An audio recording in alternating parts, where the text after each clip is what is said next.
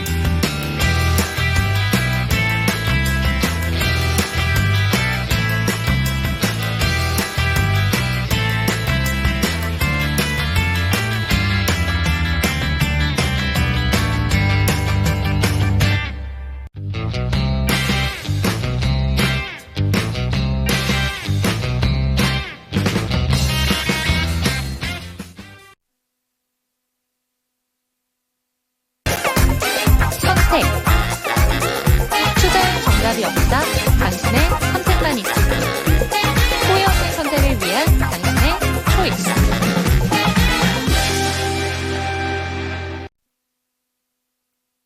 네, 후회 없는 선택을 위한 당신의 초이스를 도와드릴 저는 이윤지입니다. 오늘 고래 사냥을 불렀습니다. 사실 찌릿찌릿 전력 설비로 가려다가 고래 사냥과 관련된 노래를 부른 이유 중에 하나는 대왕고래 프로젝트랑 연결을 시켜서 GS 글로벌이 상한가로 거래를 마쳤고 2시 구간부터 다시 한번 들썩임이 나오길래 그쪽으로 한번 잡아봤는데요. 오늘 장 시장 전반적으로는 어떻게 보셨는지 궁금합니다.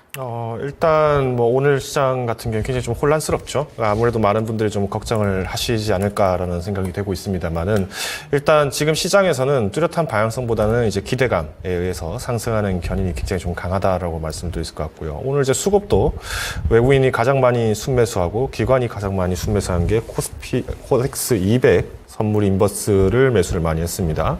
그 다음에 이제 매수를 많이 한 게 또 인버스 상품들을 좀 많이 매수를 했다는 점을 봤을 때는 지금 이제 주가 자체를 견인하는 데 있어서 특히 뭐 GS를 비롯한 특정 종목들이 이제 지수를 좀 어질프하다라고 네. 판단을 하고 있는 것 같습니다.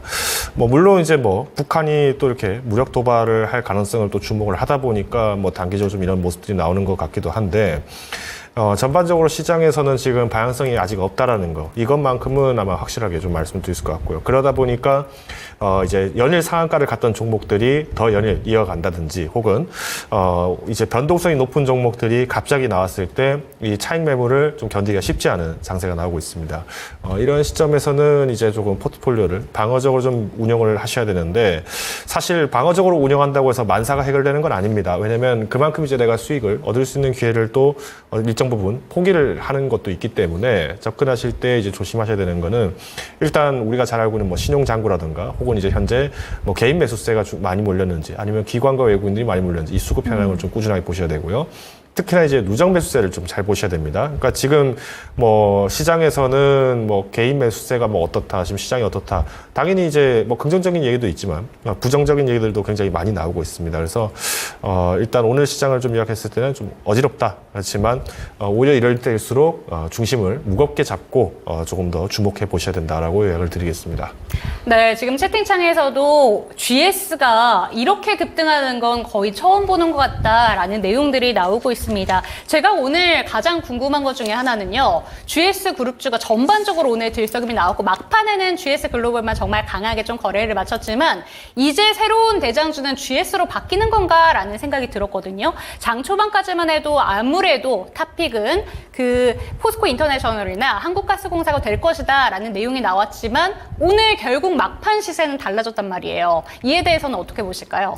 일단 오늘 거래량을 한번 확인을 해볼까요? 오늘 이제 거래량이 그래도 어마어마한 물량들이 지금 거래가 됐는데 전일 대비해서 무려 3,500%가 상승했다. 뭐 이런 수치 자체도 말도 안 되지만은 일단 거래량 값 자체가 이만큼 거래가 된 게 아마 근 몇 년 내에서 GS가 있었던 적은 없었을 겁니다. 그러면 우리가 이제 이 부분을 좀 볼 때 지금 증시에서는 대왕거래 프로젝트에 왜 그렇게 매달려 있느냐? 당연히 이제 정부가 주도하고 있는 사업이기 때문에 네. 집중이 많이 되고 있다라고 볼 수 있을 것 같고요.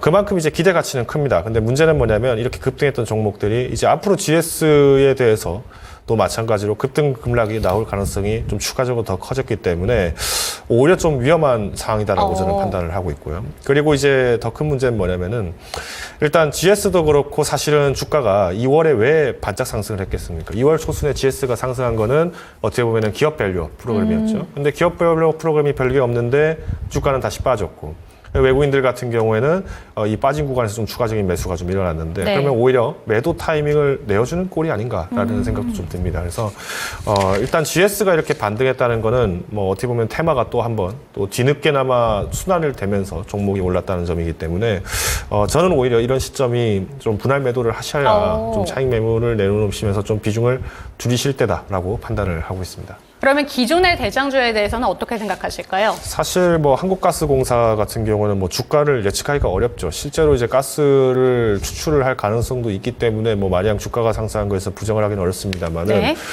실제로 이 매장량을 뭐 한국가스공사가 혼자서 다 수출을 해서 모두 다 뭐 수출을 한다 이렇게 기대를 하기는 또 어려운 부분이 있고요. 그리고 두 번째로는 일단 거래 물량이 뭐 한국가스공사 차트를 보신 분들은 아시겠습니다만은 일단 뭐 일반적인 흐름의 차트는 아닙니다. 그러니까 거의 이 모습은 과거에 이제 팬데믹 때, 그러니까 삼성중공업 우선주가 뭐 연일 상한가를 갔던 모습과 상당히 비슷한 양상인데 뚜렷한 이슈는 없습니다. 일단 한 가지 테마만 있을 뿐이죠. 여기에서는 이제 손바뀜이 굉장히 빈번하게 되기 때문에 이럴 때는 이제 뭐 보유하신 분들 같은 경우에는 뭐 상승할 때마다 좀 비중을 뭐 5% 10% 좀 줄여 나가시면서 오히려 이제 수익화를 하시는 거는 합리적이라고 보고 있는데 이 주가가 정말 어디까지 갈지에 대해서는 함부로 답변드리기가 좀 어려울 것 네. 같습니다. 그래서 항상 이제 지금의 대장주가 또 바뀌었다라고 판단하는 것도 좀 어렵다라고 보고 있고요. 오히려 가스 시출을 실질적으로 했다라고 했을 때 그 매출을 잡을 수 있는 것도 한국공사인 건 맞습니다. 다만 이만큼의 지금 주가 대비 이제 앞으로 이제 2분기 실적 발표 시즌이 돌아왔을 때 여기 이제 추가적인 좀 매물이 나오지 않을까라는 걱정을 좀 하고 있습니다. 네, 좋습니다. 새로운 대장주로 손바뀜이 일어나진 않았다라고 얘기를 하셨지만 실적에 대한 기대감도 갖고 가셔야 되고 우려감도 동반해서 함께 챙겨가셔야 된다는 점 체크하시기 바랍니다. 그러면 오늘 장 제 초이스에 대한 이야기는 여기서 한번 마무리를 해보도록 하겠고요. 오늘 그렇다면 주식회사 플래처 김덕호 대표의 초이스는 어떤 종목인지 두 가지 종목들 화면을 통해 만나보시죠. 네, 메디톡스랑 KN솔 들고 오셨습니다. 일단은 메디톡스 같은 경우에는 제가 들어오기 전에도 이 종목과 관련된 이야기를 나눠보긴 했지만 딱 떠오르는 게 필러 관련된 종목이고요. KN솔 같은 경우에는 액침냉각 관련된 종목인데 어느 종목 택해 주셨을지 궁금합니다. 너무 다른 섹터처럼 보이긴 하는데 요새 강한 섹터 같다라는 생각은 들어요. 지금 시점에서 초이스하면 좋은 종목 어떤 종목일까요? 저는 계속 이 KN솔이라는 기업을 좀 주목을 하고 있습니다. 사실 뭐 지금 5일 연속 뭐 이렇게 주가가 좀 조정을 받고 있습니다만은 네. 뭐 이 부분에 대한 내용은 좀 자세하게 뒤에서 좀 말씀을 먼저 드리겠고요. 일단 메디톡스 같은 경우에는 뭐 오늘도 좀 좋은 호재거리는 있었습니다. 그러니까 히알루론산 필러, 그러니까 아띠에르가 이번에 인도네시아에서 품목화가 됐다라고 지금 얘기가 나왔는데 지금 이제 뷰티 시장 같은 경우에는 사실 뭐 메디톡스가 그래도 상당 부분 입지가 좀 있다 보니까 기대할 수 있는 바는 굉장히 큽니다. 근데 메디톡스가 지금 사실은 뭐 매수할 타이밍의 입장에서 봤을 때 좀 여러 가지 이슈들이 있는데 일단 첫 번째로 좀 조심스러운 거는 이제 지금 현재 갖고 있는 보톡스 전쟁 이게 이제 가장 큰 발목을 잡고 있죠. 네. 그러니까 시장이 사실은 이 메디톡스의 주가를 이제 대웅제약 주가와 함께 비교해서 보신 분들은 아시겠습니다만은 6년 동안 메디톡스가 굉장히 실적을 탄탄하게 잘 냈음에도 불구하고 오히려 주가가 급등 급락을 반복하고 대웅제약도 실적을 잘 냈는데 급등 급락을 했던 가장 큰 원인은 뭐냐면 이 보톡스 때문입니다. 그러니까 보톡스 전쟁을 지금 6년 동안 하고 나서 마무리될 줄 알았는데 지금 뭐 검사에서 검찰이 지금 다시 대웅제약에 추가적으로 수사를 지금 진행을 네. 하고 있다라고 지금 발표가 나왔죠. 자, 그러면 메디톡스가 지금 이 대웅제약만 하고 싸우고 있느냐? 그건 또 아닙니다. 지금 휴젤하고도 싸우고 있죠. 휴젤도 지금 이번에 미국의 ITC 소송을 지금 이제 1심이 지금 결과가 나올 것으로 예상이 되고 있는데 예비 심사 결과에서는 지금 ITC가 그래도 휴젤 손을 들어줬습니다. 네. 그러니까 균주를 뭐 도용한 것이 아니다, 불법 복제를 한 게 아니다라고 이렇게 지금 판단을 하고 있는 것 같고요. 자, 그러면 앞으로 이제 메디톡스가 지금 주가를 2연타를 하락을 할지 한 번만 하락할지 아니면 두 번 연속 상승을 할지 이 부분들에 대한 거는 결국 이 특허 침해에 관련된 부분들이 인정이 되냐 안 되냐이기 네. 때문에. 당분간은 이 메디톡스와 같은 기업은 조금 우회하실 필요가 있지 않을까. 오히려 그러니까 본업에서 실적이 잘 된다. 그리고 이 필러 시장을 비롯해서 이제 K-뷰티 시장이 나는 매력적이라고 본다라고 하신다면은 뭐 화장품 쪽 혹은 뭐 미용기기 쪽을 좀 보시는 게 좀 바람직하다라고 보고 있고요. 화장품 같은 경우 오늘 또 이제 한국콜마를 비롯해서 이제 원재료 쪽, 그러니까 원자재 쪽이 좀 이렇게 급등을 하긴 했습니다. 선진 뷰티 사이언스. 그렇죠. 네. 이런 부분을 좀 말씀드리면은 이제 이미 지금 화장품주들은 다 갔는데 그럼 이 화장품을 만들 때 누가 필요하지?라는 이제 연결고리가 나오면서 이제 체인이 좀 만들어지지 않았나. 그러니까 순환배가 좀 나왔다라고 보고 있습니다. 그래서 오늘 같은 시장에서는 뭐 콜마 B&H 같은 네. 기업들 조금 분할 매도 하셔서 또 조정이 나왔던 뭐 화장품주를 좀 다시 한번 비중을 확대해 본다든가 또 다시 이제 화장품화 잘 갈 때는 화장품주 축소 그리고 다시 뭐 이제 자재주를 좀 이렇게 추가적으로 매수한다는 이런 방식으로 조금 지금 시장은 변동성의 대응 자체가 중요하기 때문에 일단은 모든 시청자분들 그리고 투자자분들께서 좀 수익을 견고하게 지킬 수 있는 방안을 마련하시는 게 좋을 것 같습니다. 네, 좋습니다. K-뷰티에 대해서 관심 있으신 분이라면 보톡스 쪽으로 가시기보다는 화장품 쪽이나 미용 의료기기 쪽으로 채택을 해보시는 게 어떨까라는 의견 남겨주셨고요. 메디톡스 같은 경우에는 대웅제약의 차트와도 함께 비교해서 보시면 좋을 것 같다라는 의견까지 들어봤습니다. 그렇다면 이쯤에서 K-엔솔에 대해서 지속적으로 좀 좋게 보신다라고 얘기를 해주셨는데 그 이유가 어떤 걸까요? 일단 이번에 이제 1분기 실적을 보신 분들 아시겠습니다만 뭐 K-엔솔은 그러니까 뭐 지금 액침 냉각주로 이렇게 좀 테마성이 좀 엮여 있다 보니까 뭐 여기에 대해서 지난 1분기 때 좀 반짝 상승을 하긴 했습니다. 네. 근데 오히려 이제 매출의 실질적인 매출은 이제 클린룸 그리고 이제 드라이룸 중심의 매출이 굉장히 강할 수밖에 없고요. 그럼 이제 결국 우리가 반도체 시장 그리고 2차전지 시장에 대한 회복 견인을 주목을 한다고 하면은 이 기업에 대한 매출이 좀 강해질 수밖에 없다라고 말씀드릴 것 같습니다.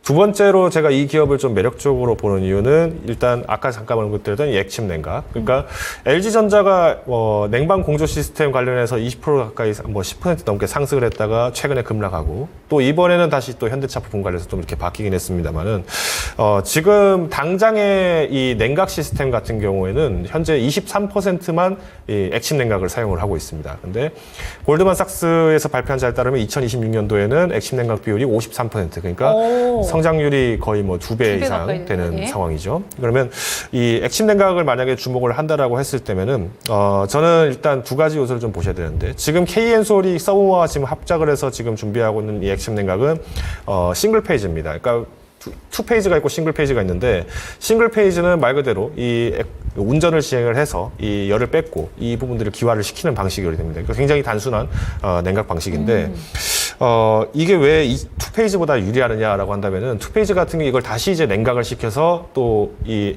액침 냉각유를 또 다시 운용하는 이런 방식이기 때문에 비용면 절감 면에서는 오히려 싱글 페이지가 좀 더 유리하다라고 말씀드릴 것 같습니다.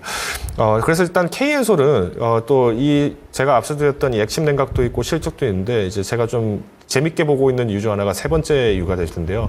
이 기업 시총을 보신 분들은 아시겠습니다만은 K-엔솔의 시총이 2,700억인가요? 네, 2,300억 정도 됩니다. 네. 2,300억 정도 되는데 작년도 매출이 무려 4,100억입니다. 배보다 배꼽이 큰 기업이죠. 실질적으로 영업 마진율도 사실은 그동안 부진했다라고 얘기가 나오고 있습니다만 뭐 일단 제 개인적인 판단에서는 그러니까 영업률이 그렇게 많이 후퇴하진 않았었고 오히려 R&D를 지난 몇 년 동안 또 삼성전자 역시도 장기간에 줄었다가 최근 들어서 이 HBM 시장을 위해서 또 파운드리 공정을 늘려나가고 있고 이런 부분들이 보도가 되면서 앞으로 2027년이 되면은 이 클린룸 시장이 삼성전자의 한 클린룸 시장이 올해 뭐 7배까지 성장한다 이런 얘기들도 아마 다 접근해 보셨을 것 같습니다. 그래서 일단 저는 개인적으로 이 K엔쇼를 좀 장기적으로 좀 가져갈 의향은 있기 때문에 충분히 주목해 보셔도 좋을 것 같습니다. 네, 냉각 솔루션 관련된 종목 중에서 KN소를 살펴주셨습니다. 이 종목에 대해서는 지금 긍정적인 이야기를 많이 들어봤는데 우선은 골드만삭스에서 냉각 시스템의 비중이 26년도에 지금보다 거의 2배 이상 성장할 것이다 라는 내용도 알 수가 있었습니다. 그런데 최근에 주가가 계속해서 좀 빠지고 있어요. 이러한 이유는 그동안 올랐던 거에 대한 좀 조정, 이 정도로 보면 괜찮을까요?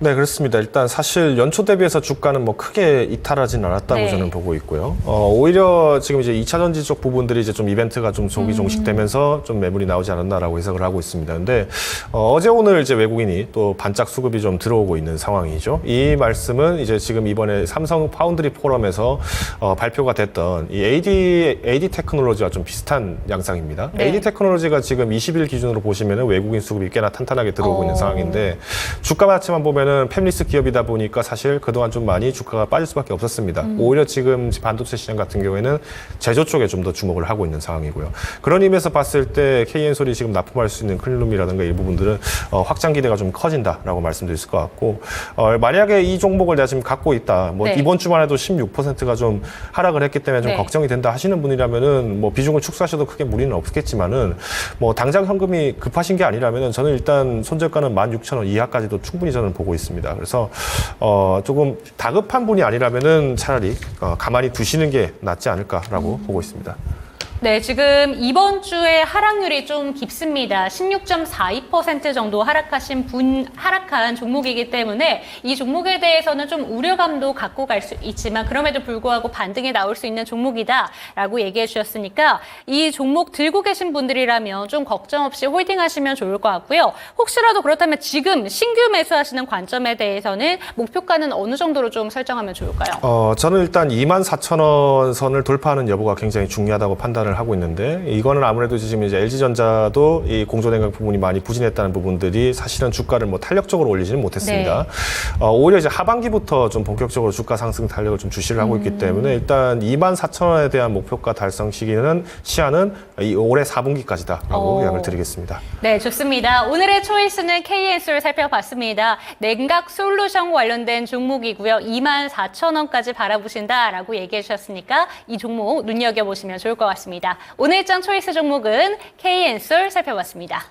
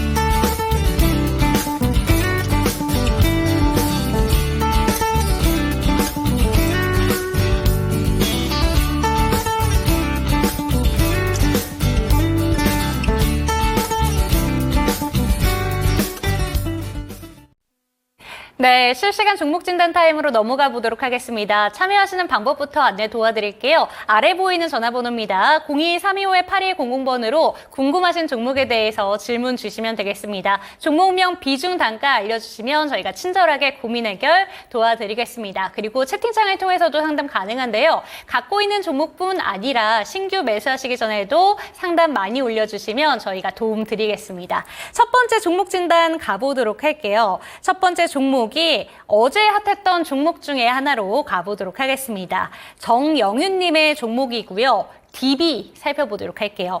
1,480원, 비중은 5%. 살짝 손실 중이신데 그래도 크게 이탈한 종목은 아닙니다. 사실 DB 하이텍이 어제 테슬라 공급 관련된 내용이 나오면서 진짜 급등을 했었고 지금 보시면 어제 이 DB가 상한가 갔다가 윗골이 굉장히 길게 빼고 오늘 6% 가까운 낙폭 보여주고 있습니다. 이 종목 어제 수익을 크게 볼 수 있었던 종목이기 때문에 약간 아쉬울 것 같아요. 좀 오래 기다리신 분들도 많으신 종목이라서 어떻게 보실까요? 일단 DB 같은 경우는 제가 어제도 장중에 판단을 했지만은 당일 매수는 좀 위험하다라고 판단을 했고요. 네. 오히려 매수 시점은 7월에서 8월 정도에 한 번 더 기회가 있을 거다라고 제가 생각이 났던 것 같습니다. 일단 이번에 이제 테슬라 반도체를 위탁 생산한다 뭐 이렇게 지금 발표는 나오긴 했습니다만은 뭐 테슬라 반도체 위탁 생산하는 거 뭐 하이텍이 대상자였다 뭐 이렇게 뭐 이걸 예상한 사람은 없었겠죠. 네. 오히려 이번에 반짝 상승했던 거는 뭐 테슬라향 반도체 위탁 생산 관련 소식은 뭐 어제 나온 게 아닙니다. 그 전에도 이미 발표가 됐었고요. 네네. 근데 문제는 뭐냐면은 이때 당시에 이제 테슬라 반도체를 생산할지 말지에 대한 결정하기 위해서 테슬라에서 이제 실사를 약 10월 정도에 나올 것이다. 이렇게 발표가 됐었는데 이번에 이제 어제 발표가 됐던 내용은 이제 6월에도 이제 추가적인 실사를 하는 기업이 있다 이렇게 얘기가 나오면서 이제 급등을 했던 것 같습니다. 근데 테슬라가 직접 실사를 하는 건 아니고요. 중국계 미국 패밀리스 기업이 이번에 의뢰를 했다라는 얘기가 나오면서 만약에 이제 오디트 통과가 되면은 이제 10월에 또 한 번 더 이제 실사 가능성이 있다 이렇게 얘기가 나왔던 것 같습니다. 그래서 사실 지금 뭐 DB 같은 경우는 DB 하이텍도 그렇고. DB도 그렇고 사실 지금 많은 분들이 지금 아마 물려 계시지 않을까라고 지금 판단을 하고 있는데 테슬라 향 기대 발은 이제 실질적으로는 10월이기 때문에 일단 6월에 긍정적으로 결과가 맞춰야지만이 주가를 견인할 가능성이 굉장히 높습니다. 그러면 일단 비중은 5%씩 때문에 크게 걱정은 하진 않으실 것 같은데 만약에 이제 주가가 좀 향방이 좀 빠진다 그러면 한 1,350원까지는 좀 밀릴 수도 있다라고 저는 판단을 하고 있습니다. 그러니까 이 부분에 빠지는 거는 좀 기술적으로 매도죠. 그러니까 지금 보시는 것처럼 이제 지금 보시는 것처럼 차트가 21봉 기준으로 좀 이렇게 접근을 하다 보면은 5일 21봉 보시면은 한 1,350원 정도 수준까지는 좀 밀리는 건 뭐 크게 문제는 없을 거라고 보는데 대신 이제 주가 향방을 올리려면 아까 말씀드린 대로 결국 이제 테슬라의 실사가 이제 결과가 나와야지만이 네. 이제 기대감의 상승이 되기 때문에 이때는 한 번 정도 이 1,700원까지의 목표가를 잡고 되게 한번 기다려 보시는 게 어떨까라고 보고 있으면서 일단 호흡을 단기적으로 잡으시기보다는 8월에서 9월 정도에 만약 이제 한 1,700원 이상을 돌파하기 시작한다. 이때면은 뭐 매도를 하시거나 아니면 뭐 비중이 워낙 작으시긴 하지만 그래도 뭐 분할 매도를 하시는 방안이 좀 합리적이지 않을까 판단하고 있습니다. 네, DB 같은 경우에는 그래도 지금 들고 계신 질문 주신 시청자님 같은 경우에는 오늘 종가랑 매수가가 거의 비슷한 수준인데요. 사실 어제 이 종목에 대해서 진단을 이 시간에 받아봤었는데 DB 하이텍 들고 계신 분들 굉장히 많으셨어요. 그런데 평단가가 좀 높으신 분들이라면 기다림의 시간도 굉장히 오래되셨을 것 같은데 또 오늘 DB 하이텍이 파운드리 업황 둔화로 인해서 증설 안 하겠다라는 이슈도 나왔었는데 오랫동안 기다림 있으신 분들이라면 지금이라도 좀 손절 타이밍으로 잡는 게 좋을까요? 일단 반도체 업황 같은 경우는 지금 전부 다 얘기하고 있는 게 이제 마진율 쪽을 좀 주목을 하고 있는데 일단 DB 하이텍이 사실은 그동안 반도체 업종 중에서 그래도 대형 종목인데도 불구하고 계속 주가가 빠졌던 네. 원인은 이제 HBM 쪽을 잡지 못했다는 게 지금 유일한 약점이었죠.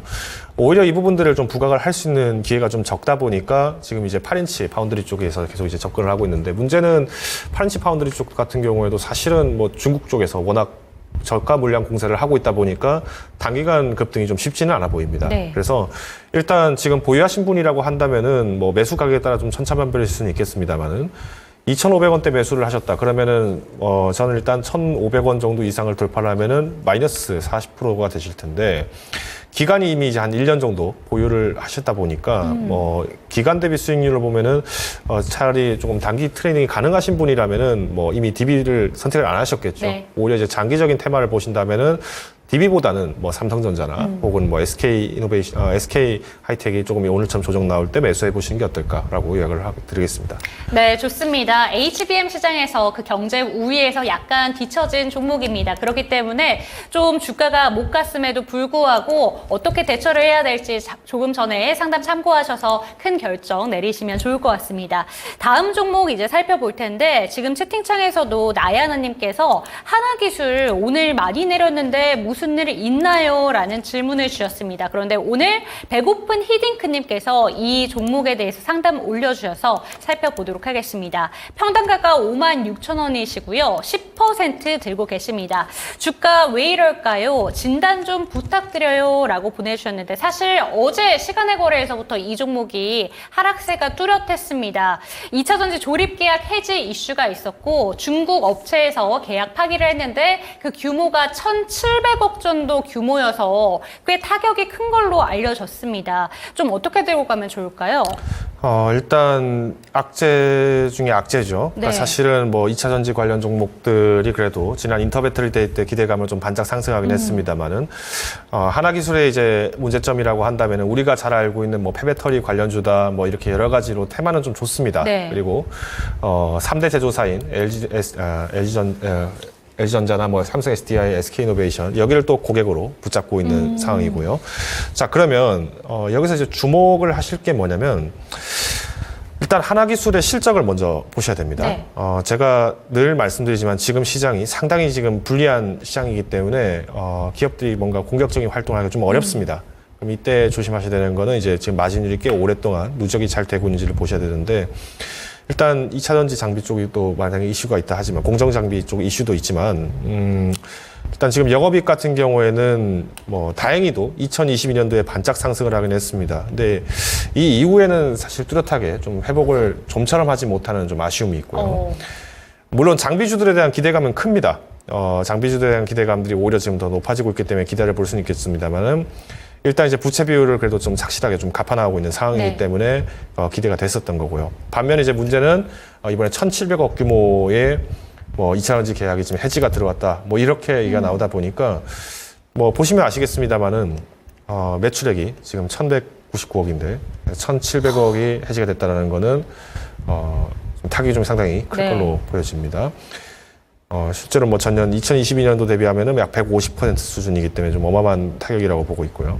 일단 저는 하나기술이 뭐 기술적인 오늘 시장에서는 좀 기술적으로 주가가 좀 방어가 되면서 네. 한 5만 원 선 정도에서 지금 탈환이 된 걸로 좀 보여지는데 저는 일단 이런 종목은 좀 가급적이면은 비중을 빨리 줄이시는 게 맞다라고 보고 있습니다. 그러니까 지금 2차 전지 종목들 중에서도 사실은 대표적인 우리가 잘 알고 있는 뭐 에코프로도 그렇고 삼성 SDI도 그렇고 사실은 뭐 하나기술의 오늘 차트를 제외하고 본다면은 다른 뭐 3대장들, 배터리 3대장들과 주가 움직임이 그렇게 크게 차이는 나지 않습니다. 오히려 주가를 좀 잘 버텨왔던 것도 본격적으로 이제 3대사들이 이제 장비 투자를 늘려나간다는 네. 보도가 나왔기 때문에 나왔던 건데, 이럴 경우에는 일단 하나기술에 대해서는 좀 매도 의견을 드리시고, 오히려 좀 주가 10%의 손실이 좀 나 있긴 합니다만은, 지금 AI 반도체 쪽에 대해서는 아직까지 좀 긍정적인 부분이 있기 때문에 조금 더 종목 교체를 하시는 게 바람직하지 않을까라고 이야기를 드리겠습니다. 네, 차트상으로 잘 그래도 지지가 되고 있는 종목입니다. 그런데 오늘 계약 파기 이슈가 나왔던 부분을 살펴봤을 때는 전에 매출액 대비 계약 파기의 규모가 엄청나기 때문에 오히려 교체 의견을 주셨으니까요. 이 부분 좀 신중하게 결정이 필요해 보입니다. 하나기술 살펴봤고요. 다음 종목도 진단 도와드리겠습니다. 유튜브에서 살펴보도록 하겠습니다. LS 일렉트릭 살펴볼게요. 19만 5,200원, 비중은 20%. 목표가를 어느 정도로 잡아야 되실지 궁금하신 것 같습니다. 오늘 전력 설비 테마가 다시 한번 반등을 크게 보여줬었는데 LS 일렉트릭 같은 경우에는 24만 원대까지 갔다가 좀 주가 조정을 받고 다시 한번 들썩임이 나왔습니다. 오늘 종가도 10% 넘게 급등을 하면서 21만 원 선으로 다시 올라왔는데요. 이 종목이 1년 동안에 100%가 넘게 180% 주가 상승이 나타난 종목입니다. 그래서 이 종목의 추가적인 성장성은 얼마나 봐야 되나 이런 게 궁금하신 분들도 많으실 것 같아요. 어떻게 보실까요? 일단 전력 설비주는 좀 주가가 조정이 나오면 또 다시 한번 접근해 보는, 그러니까 좀 어느 정도 사익 실현을 내기가 좀 어렵습니다. 그러니까 왜냐하면은 이 종목이 아까 말씀하신 것처럼 100% 상승을 했는데 사실 이런 입장에서 보면은 뭐 갖고 계신 분들도 100% 수익을 내신 분들은 거의 뭐 제한적일 겁니다. 그렇죠. 뭐 오히려 한국가스공사 같은 경우에도 뭐 주가가 지금 100%가 넘게 상승을 네. 하긴 했습니다만은 이 종목을 가지고 정말 100% 넘게 수익을 내신 분들은 사실상 거의 없을 거라고 저는 네. 보고 있고요. 자, LS 일렉트릭도 마찬가지입니다. 지금 전기전력 전선주들이 지금 다시 한번 오늘 반짝 상승을 하긴 했는데 지금 엔비디아가 이번에 주가 조정이 좀 한번 나왔었죠. 근데 오늘 나온 주가 조정 내용을 확인을 해보니까 패시브 투자로 인한 함정이죠. 그러니까 지금 펀드나 이런 부분들이 반영이 안 되니까 프로그램들이 그냥 기계적으로 매도를 하게 되면서 엔비디아 주가가 좀 3% 밀렸다는 걸 확인을 좀 했던 것 같고요. 오히려 지금 엔비디아의 이제 젠슨왕 CEO가 이런 얘기까지 했습니다. AI의 최종본은 결국 이제 휴머노이드 로봇이라고 이번에 발표를 했는데 이 로봇을 달성하기 위해서는 지금처럼 데이터 센터에만 AI 칩이 들어가서 운영되는 게 아니라 이제 메타버스에 대한 부분들을 대비하는 옴니버스 시장, 그리고 디지털 트윈, 여기에 이제 로봇이 자체적으로 고속 컴퓨팅을 할 수 있는 이 회로가 필요하다. 네. 그래서 이 얘기를 했다는 거는 결국은 로봇을 안 만들고도 로봇 시장을 장악하겠다는 아주 강한 포부를 보였는데 결론적으로는 HBM 시장이 지금보다 더 축소가 될 수는 없다라는 거는 분명히 보입니다. 그러면 HBM 시장이 줄어들지 않는다는 것은 지금도 계속 새 제품을 만들어내고는 있습니다만은 이 전력 문제가 계속 수요가 될 수밖에 없고요. 결국은 이제 이 전선주들 같은 경우에는 지난 5월에 급등했던 거는 이제 구리 가격에 대한 커플링이 이제 깨지면서 이제 주가가 반납이 된 거기 때문에 저는 오히려 지금 시점에서는 좀 보유를 하시는 게 바람직하지 않을까라고 보고 있습니다. 그러니까 만약에 이제 좀 매도를 해야 된다라고 하신다면은 뭐 급한 상황이 아니시라면은 뭐 18만 원 선 미만에서 매도는 조금 아직까지는 어렵다라고 판단을 하고 있고요.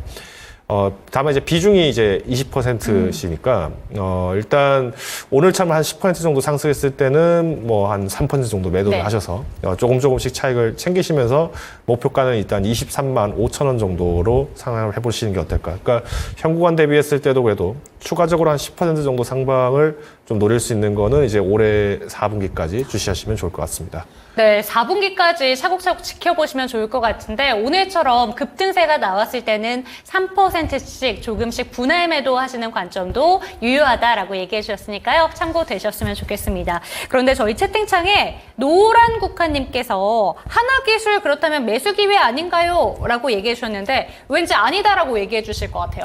아까도 제가 잠깐 말씀드렸지만 일단 기업 자체의 펀더멘탈이 좀 약한 편입니다. 물론 이제 하나기술이 여기서 추가적으로 R&D를 좀 대비를 할 수는 있겠습니다만은 투입을 할 수 있겠습니다만은 만약 그렇게 하려면은 일단 뭐 채권 발행이라든가 혹은 이제 뭐 증자 쪽으로 갈 가능성이 크기 때문에 그러면 주가 변동을 좀 각오를 더 해야 될 거라고 보고 있고요.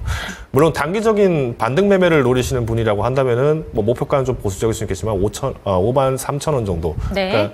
그러니까 기술적 이평만 좀 접근해 보신다라고 한다면은 뭐 한 5에서 6% 정도 뭐 수익을 내는 건 어렵진 않아 보입니다만은 오히려 5에서 6% 정도 수익을 낼 수 있는 종목들이 워낙 또 많다 보니까 뭐 꼭 매수를 하시기보다는 단기 트레이딩에 자신 있는 분에서만 좀 접근하시는 게 좋을 것 같습니다. 네, 좋습니다. 하나기술 매수 기회로 보시는 분들도 있으셨던 것 같은데 이에 대해서는 신중한 판단이 필요할 것 같습니다.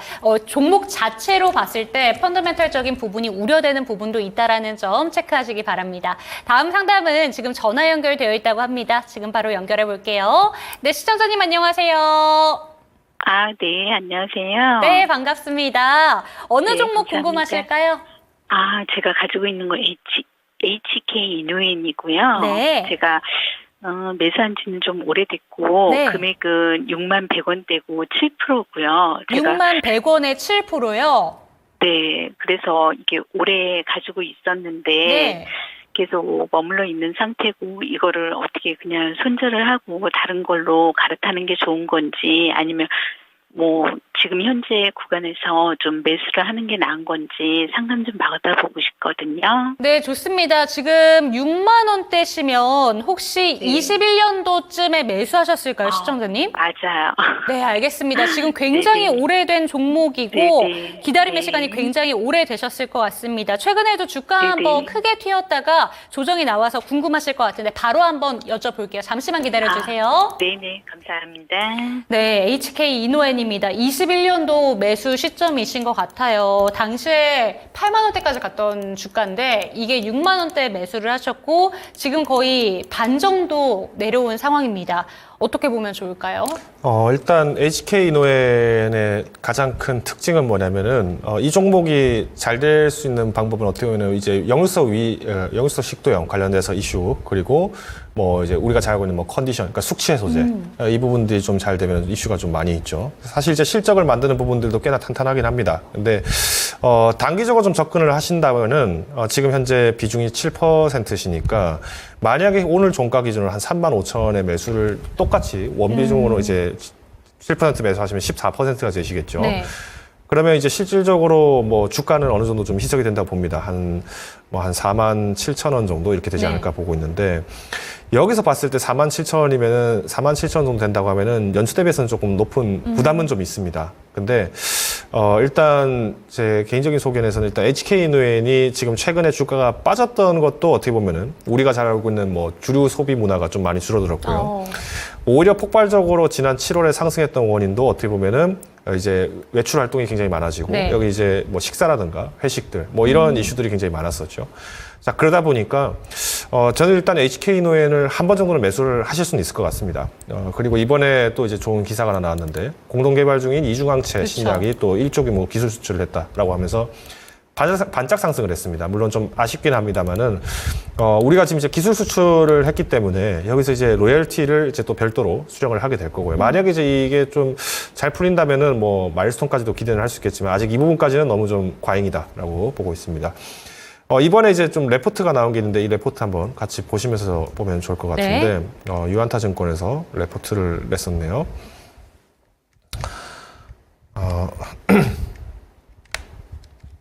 자, ETC 중심의 성장이 지금 확인된다. 네. 오리지널 같은 디파인. 그래서 지금 복합제인 직듀오 시다파이어 판매 중이다. 이 부분들은 뭐 사실 일반적인 좀 내용을 좀 이렇게 쭉 써주신 것 같은데, 이제 결정적인 부분들은 지금 여기 보시는 것처럼, 재고자산 추가 인도 효과. 이걸로 인해서 지금 매출이 지금 이렇게 많이 올라왔고요. 그리고 뭐 여러 가지 뭐 K캡도 마찬가지로 지금 좋은 수치가 나오고 있습니다. 실제로 이제 K캡 매출이 이제 작년부터 이제 본격적으로 잘 나오기 시작하다 보니까 주가 견인이 좀 잘 됐기 때문에 한 번 정도는 그래도 기대를 할 수 있을 것 같습니다. 근데 만약에 지금 HK이노엔을 제외하고 혹시 이런 종목이 있으신지는 주목하시는데 혹시 하이트 진로나 롯데칠성, 그다음에 이제 우리가 알고 있는 뭐 국순당 이런 어떤 주류 쪽 그리고 뭐 풍국주정 같은 이제 주정 뭐 이런 종목이 만약에 있으시다면은 굳이 매수를 추가적으로 하긴 좀 어려울 수 있다라고 저는 보고 있고요. 바이오 쪽 같은 경우에도 HK이노엔 외에도 이제 우리가 알고 있는 뭐 삼천단대역이나 뭐 이런 종목들이 이미 있으시다면은 저는 굳이 이 HK이노엔으로 수익을 꼭 보려고 하지 마셔라라고 네. 좀 말씀을 드리고 싶습니다.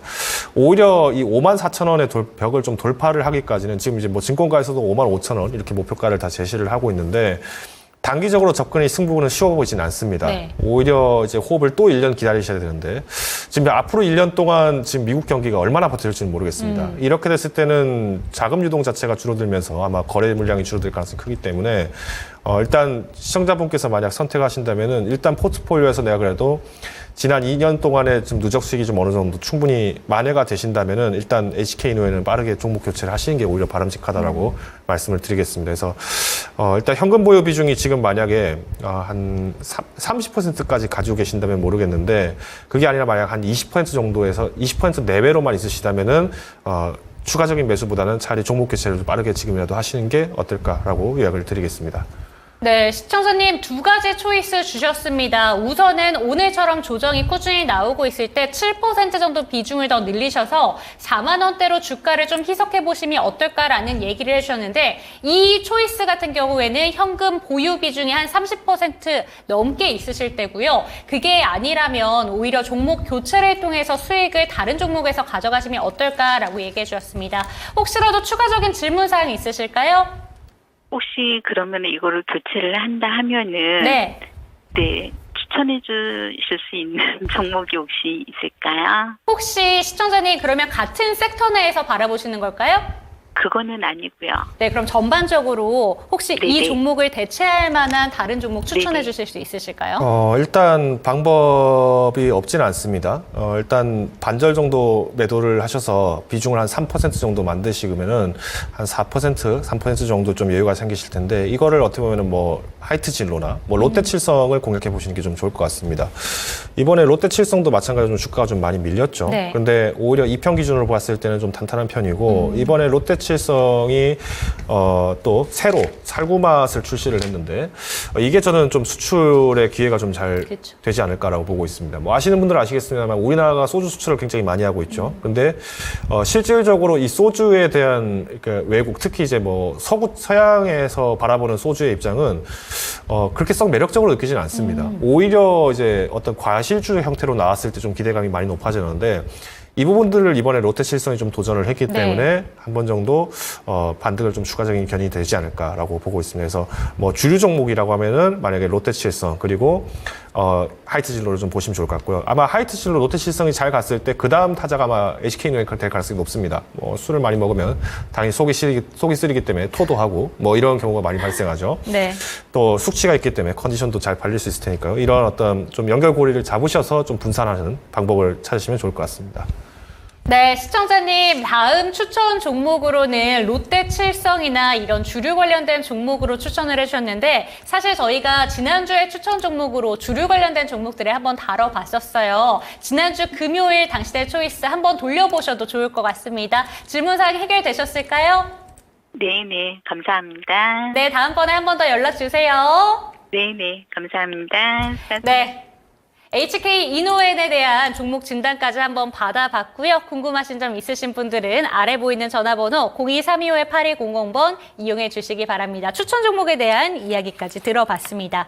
다음 종목도 상담 나눠볼게요. 이번에는 유튜브에서 로사님의 종목입니다. SKC고요. 그리고 13만 7천 원 비중이 40%입니다. 매도를 못해서 요새 연일 하락 중인데 더 들고 가도 될까요? 라고 질문을 주셨습니다. 이 질문은 결국에는 고점 대비 떨어진 게 아쉽다라고 읽히는 것 같아요. 여전히 수익권에 있으시긴 한데 비중이 40%인 만큼 괜히 더 손실 본 느낌도 크게 느껴질 것 같습니다. 이 종목 더 들고 가도 괜찮은 종목으로 보실까요? 일단 이번에 이제 SKC가 이제 상승을 했던 원인도 2027년도에 매출 10조를 도전하기 위해서 이제 동박 사업을 좀 더 확장하겠다 이렇게 발표가 나왔는데 이 SKC와 똑같이 지금 동박 사업을 또 하고 있는 또 제가 아마 추천을 드렸었던 롯데에너지 머티리얼즈도 그렇고 주가 흐름이 상당히 좋습니다. 자, 이 부분은 어떻게 보셔야 되느냐? 롯데에너지 머티리얼즈도 잠깐 보시면서 가시면 주가 움직임이 사실은 탄력 면에서는 좀 SKC에 비해서 좀 약할 수는 있겠습니다만은 오히려 이제 지난 20일, 그러니까 20일 거래일 기준으로 좀 봤을 때는 주가 움직임이 사실 SKC와 거의 비슷하죠. 이 부분을 봤을 때는 우리가 동박 시장에 대해서 우리가 좀 마냥 손을 놓을 수는 없다라는 거는 아실 수 있을 것 같고요. 다만 이제 고점 대비해서 매물이 나오는 거는 이제 수급 부분들 좀 체크를 하셔야 될 것 같은데, 자, 일단 누적 물량입니다. 250일가 이제 한 1년 정도 이제 장기 보유를 했던 물량들 같은 경우에는 여전히 이제 개인들 같은 경우에는 좀 추가적인 매수세가 좀 순유지가 된다 보시면 될 것 같고요. 20일 같은 경우에도 외국인은 좀 단기적으로 매도, 기관은 매수. 자, 만약에 그리고 이제 1일 평균 기준으로 하면은 이렇게 물량이 좀 차이가 있습니다. 그러니까 손바뀜이 지금 일어나고 있는 겁니다. 그러니까 손바뀜이 일어나고 있는 상황이기 때문에 이때는 당연히 좀 폰을 바꾸려면 내가 가지고 있는 특히 이제 오래 기간에 갖고 있던 외국인과 기관 같은 경우에는 장기 물량을 많이 갖고 있죠. 네. 그러면 아마 주가가 좀 빠진다면은 뭐 추가적으로 한 17만 원 선 이 사이 때까지는 좀 조정이 한번 올 것 같습니다. 그래서 일단 고점 대비해서 좀 덜 먹는다에 대한 아쉬움이기 때문에 너무 좀 서러워하실 필요는 없다고 보고요. 만약에 이 주가가 진짜 16만 원 선까지 빠진다. 이때는 과감하게 매도를 하시는 게 맞다고 봅니다. 근데 이렇게 하시느니 저는 차라리 지금 시점에서는 한 30% 정도를 현금화를 하시는 게 맞다고 봅니다. 물론 탄력은 있겠죠. 그런데 오히려 지금 이 40%가 이제 지금 그래도 주가를 좀 잘 잡고 올라오셨는데 추가적인 변동에 대비를 한다고 치면은 이제 현금 보유를 좀 늘리셔서 다른 섹터들도 한번 순환매를 좀 노려보시는 게 어떨까라고 요약을 드리고 싶습니다. 그래서 일단 1차 목표가는 뭐 이전 고점이었던 20만 원은 일단 상반기 내는 당연히 어렵고요. 한 4분기 정도 됐을 때 한 번 더 돌파해보가 좀 거론이 될 것 같습니다. 일단 이벤트가 이제 2차 전지 이벤트가 이제 점점 끝나가는 시점이기 때문에 좀 매물출에 대비를 하시면서 일단 1차 익절은 이 17만 원 선대 한 20% 정도 매도를 하시면 좋을 것 같고요. 그 다음에 이제 16만 원 선 내려왔을 때는 이제 과감하게 매도 혹은 뭐 오히려 이제 매수 타점을 잡는다면은 이 15만 원 선에서 16만 원 선 사이를 다시 한번 이때는 재접근을 하시기 때문에 물량을 이제 소화를 하신 다음에 다시 한번 접근하는 방식으로 하시는 게 좋을 것 같습니다. 일단 목표가 20만 원 그리고 익절가 1차 익절가는 17만 원, 2차 익절가 16만 원 제시를 드리겠습니다. 네, 좋습니다. 20만 원까지 바라봐도 되는 SKC 살펴봤습니다. 다음 종목까지 좀 가볼 수 있을 것 같네요. 벌써 53분이라서 이 종목이 마지막 종목이 되지 않을까 싶습니다. 러브비디님의 종목이고요. GST 27,350원이에요. 평단가가. 그리고 비중도 50% 수익 중인데 무상증자에 대해서 어떻게 대처할지 조언해 주실 수 있나요? 라는 질문입니다. 사실 GST가 11일에 공시가 나왔습니다. 무상증자를 통해서 930만 주를 발행하겠다라고 얘기가 나왔었고 27일에 배정을 한다라고 그 공시 내용이 떴었는데 이에 대해서 궁금하신 것 같습니다. 좀 어떻게 구체적으로 좀 대응을 하면 좋을까요? 일단 GST는 제가 오늘 소개드렸던 KN소울과 마찬가지로 그쵸. 이제 액침냉각 쪽으로 생각하시면 됩니다. 그리고 이제 칠러 쪽 이렇게 보시면 되는데 일단 이번에 이제 뭐 무상증자권 관련해서 지금 이렇게 내용이 나온 것 같습니다. 정시 시점부터 이렇게 쭉쭉 나오는데 일단 무상증자를 한다라고 해서 무조건 뭐 주가의 뭐 향방이 꼭 반드시 생긴다. 뭐 이 내용은 아닙니다만은 저도 한번 내용을 좀 살펴봐야 될 것 같네요. 네. 자. 주당 한 주, 그러니까 네. 200%가 되는 거죠. 내가 갖고 있는 주수가 2배가 되는 상황이고요. 930만 주가 발행이 되네요. 맞습니다. 네. 그럼 일단 뭐 시청자분과 마찬가지로 사실 뭐 이 종목을 만약에 액신냉각을 비롯해서 칠러 쪽 매출을 기대를 하고 접근하셨던 분이라면 꽤 오래 가져가셨을 가능성이 큽니다. 네. 특히나 신용융자 상태를 보시면 아시겠습니다만은 지금 잔고 자체는 계속 늘어나 있는데 오히려 이제 융자 거래 자체는 조금 축소가 되고 그 말은 지금 오랫동안 가지고 가시면서 이거 조금 더 올라가야 된다 기다리고 계신 분이 좀 계실 것 같아요. 그러면 저는 오히려 지금 시점에서는 뭐 한 번 정도 비중이 50%시니까 한 30% 내지는 20% 정도는 과감하게 좀 차익 실현을 할 것 같고요. 아마 손바뀜이 좀 되면서 주가가 한 10% 내외로 좀 조정이 될 가능성을 저는 주목을 하고 있습니다. 뭐 단기적으로 뭐 반짝 상승은 할 수 있겠죠. 근데 이제 오히려 저는 매물 출회가 지금 좀 많이 나올 가능성을 주목하기 때문에 일단 저는 내일 혹은 다음 시장에서는 뭐 다음 거래일에서는 한 20% 정도 매도를 하시고 4만 원 선에서 한번 2차 익절을 한번 더 해보시는 게 어떨까라고 판단을 하고 있습니다. 오히려 이제 조정 이후에 또 접근을 하시는 분들이 계신다면은 일단 지금 GST의 주가를 만약에 이제 새롭게 지금 들어오셨다 4만 5천 원 내외에서 들어오셨다면은 일단 목표가는 5만 2천 원으로 조금 보수적으로 잡고 대응하시면 좋을 것 같습니다. 네, 좋습니다. 마지막 종목까지 살펴봤습니다. 다음 주에 현명한 초이스를 위해서 다음 주 전략까지 짧게 부탁드릴게요. 일단 핵심 성장 사업 여기에 대해서는 마찬가지로 매수세가 계속 유효하게 들어오고 있습니다. 이번에 뭐 엔비디아로 이제 개인 투자자분들이 많이 떠나가긴 했습니다만은 오히려 이 기회를 또 외국인과 기관들이 또 매수하는 타점으로도 접근이 됐었죠. 때문에 이제 우리가 주목해야 될 거는 지금 성장하고 있는 AI 산업은 우리가 쉽게 놓쳐서는 안 된다. 그래서 여기에 관련되어 있는 가장 큰 인덱스 역할을 하는 뭐 삼성전자 그리고 SK하이닉스, 뭐 한미반도체 조금 더 비중을 단기간에서 내어놓으시기보다는 좀 이런 조정 장세에 또 한 번씩 또 매수를 하셔서 또 분할 매도하시는 전략은 유효할 거라고 보고 있습니다. 두 번째로 이제 마이크론 실적 이제 다음 주 발표가 될 예정인데 이게 아마 이제 반도체 섹터의 실질적인 주가 향방을 견인하는데 굉장히 기대가 클 겁니다. 차라리 마이크론이 실패라고 하시는 분도 계신데 오히려 지금 미국에서는 파운드리, 그러니까 그동안 수년 동안 놓쳤던 파운드리를 마지막 희망이자 구세주가 이 마이크론이기 때문에 만약 이 마이크론이 실적이 잘 된다. 삼성전자, SK하이닉스 좋다가 안 좋다가 반복할 거고요. 만약에 마이크론 실적이 안 좋다가 좋다가 이렇게 반복될 겁니다. 즉 지금 시장에서는 전반적으로 캐파가 성장됐다는 부분들이 확인되는지가 검증이 필요하기 때문에 2분기 내까지는 계속 아마 좀 이렇게 변동이 좀 있을 수는 있습니다. 대신 이 2차 반도체 같은 경우에는 지금 아직까지는 그래도 장비주 매출들 조금 더 기대해 보셔도 좋을 것 같고요. 이제 순환매가 좀 타이밍이 오고 있기 때문에 팹리스 기업도 한 번 더 눈여겨보시면 좋을 것 같습니다.